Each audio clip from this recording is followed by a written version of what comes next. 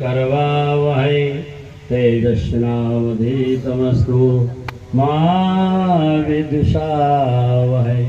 ओम शांति शांति शांति। श्री गिरिराज जी के पावन पैलेटी में प्रतिष्ठित है दिव्य भव्य नव्य आश्रम और आश्रम में होने वाला श्री बाबा जी महाराज का ये जन्मोत्सव और जन्मोत्सव के इस पावन मंच पर हमारे दक्षिण पार्श्व में विद्यमान पुराणाचार्य विद्वत वरिष्ठ जन के स्वरूप में हमारे डॉक्टर मनोज मोहन शास्त्री जी महाराज और जिनका संचालन बड़े भव्य रूप से हो रहा है श्री गोपाल जी महाराज और हमारे वाम पार्श्व में विद्यमान श्री कौशिक जी महाराज। अब चित चेत चित्रकूट चलो भागवत की कथा करने आप चित्रकूट जा रहे हैं श्री कामतानाथ भगवान के चरणों में। और ठीक आपके बगल में बैठे हुए हमारे राम कथा के विशेषज्ञ श्री अशोक जी महाराज और उनके ठीक वाम पार्श्व में विद्यमान हमारे स्वामी जी श्री रविंद्रनाथ जी महाराज और हमारे व्रज के दिव्य भव्य कवियों में जिनका नाम है श्री ओम जी महाराज। और इसके बाद तो व्याख्या भी किया करने को तो बहुत मन कर रहा है मेरा व्याख्या को, लेकिन समय अभाव के कारण ज्यादा चर्चा न करूंगा। श्री जिनका नाम बहुत प्रतिष्ठित है हमारे श्री धाम वृंदावन में और व्रज में श्री विपिन बापू जी और मंच पर मंचस्थ समस्त आचार्य गण वैदिक वृंद और समस्त भागवत के वक्ता वृंद और इस पावन पांडाल में विद्यमान पूज्य समस्त यति वृंद संत और वैष्णव पूज्य संत चरण और समस्त भगवत भक्त वृंद प्रेमी महानुभाव नेतृत्व में ये आयोजन श्री बाबा जी महाराज के जन्मोत्सव का हो रहा है। ऐसे हमारे परम स्नेही बाबा निर्मल दास जी महाराज अधिक चर्चा न करते हुए बस केवल 2 से 3 मिनट में वाणी को विराम करूंगा। नारायण बाबा के सम्यक जीवन दर्शन के चरित्र से केवल एक श्लोक की व्याख्या करके मैं वाणी को विराम करूंगा।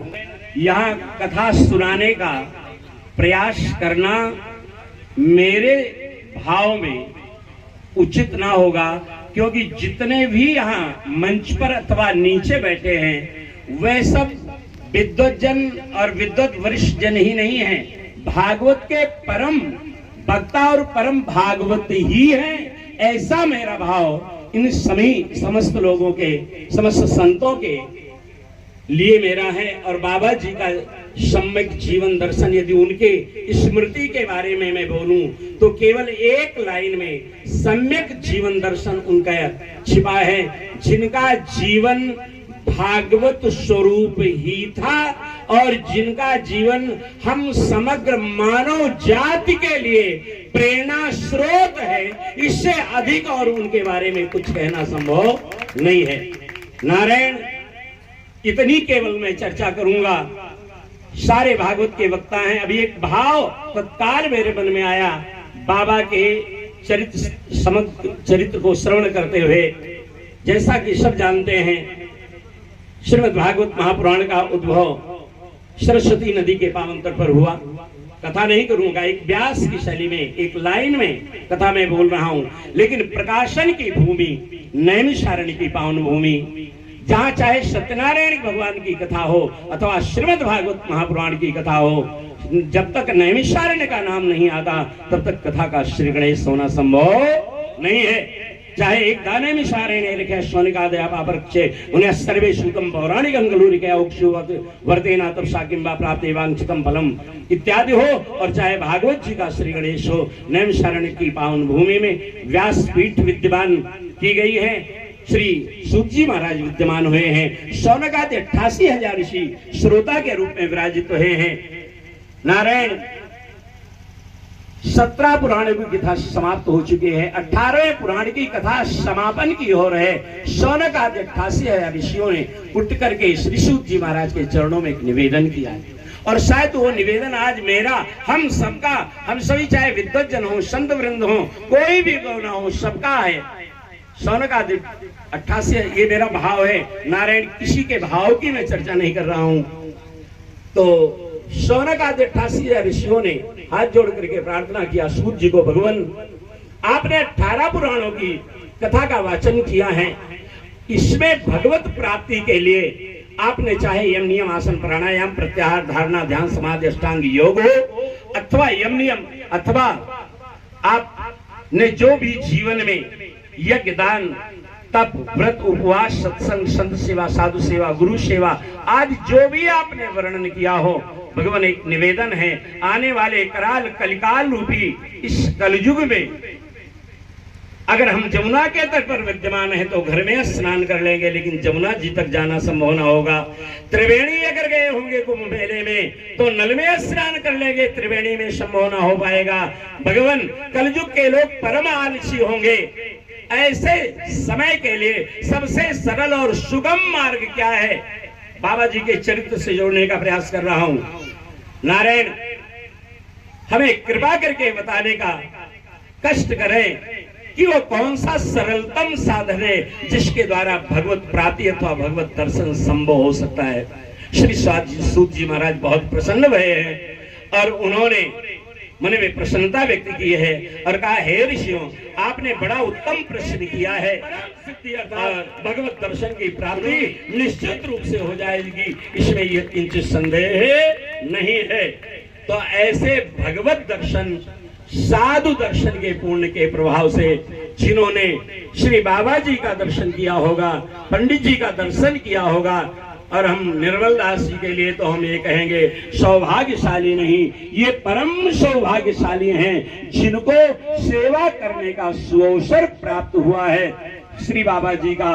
और आज जन्मोत्सव मनाने का भी शुभ अवसर बाबा जी ने प्रदान किया है। मैं ऐसे श्री पंडित जी के, श्री बाबा जी के जैसे संतों के दर्शन यदि केवल करते रहे, कोई नाम जप मत करिए, कोई परिक्रमा मत करिए, श्री गिरिराज जी के चरणों में पड़े पड़े केवल महाराज संतों के दर्शन करना प्रारंभ कर दें तो निश्चित रूप से परम सिद्धि अर्थात भगवत दर्शन की प्राप्ति अवश्य हो जाएगी, इसमें कोई संदेह नहीं है। इससे ज्यादा चर्चा न करते हुए, क्योंकि भोजन का समय हो चुका, अतिक्रमण बहुत हुआ है, इसलिए वाणी पर सबको नियंत्रण रखना चाहिए।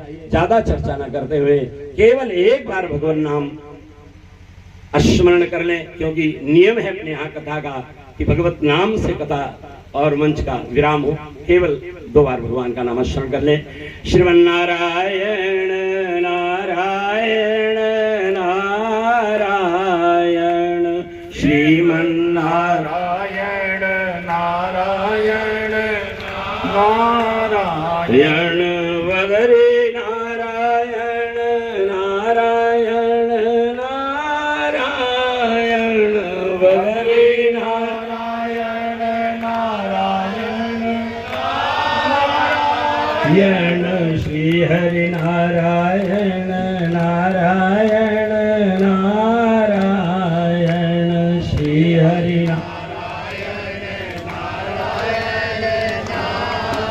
बोले श्री गिरिराज महाराज की, श्री बाबा जी महाराज की, श्री निर्मल दास जी महाराज की, समग्र भागवत व्यास जी महाराज की, धर्म के अधर्म का, प्राणियों में विश्व का, गौ माता की, श्री राम जन्मभूमि की, श्री कृष्ण जन्मभूमि की, काशी विश्वनाथ भगवान की।